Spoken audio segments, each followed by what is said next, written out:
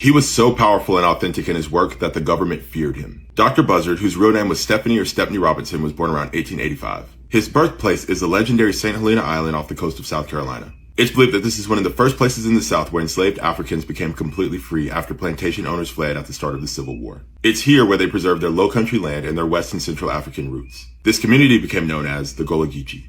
Out of the many greats that came from this people, Dr. Buzzard was one of them. His path was shaped by ancestral knowledge that was passed down from generation to generation. He primarily helped people who were seeking justice, healing, or protection, and became one of the most powerful spiritual practitioners in American history. During a time where the black community was targeted for various reasons, one of his most famous abilities became known as chewing the root. By using the High John the Conqueror root and reciting incantations, he was said to be able to influence judges and confuse them, helping his clients win legal battles. He created charms, powders, and rituals for spiritual blockages, success, and protection. People came to him because of his authenticity in navigating the spiritual world, which he was deeply connected to. Local law enforcement and the local government sought to discredit him, which they could not do.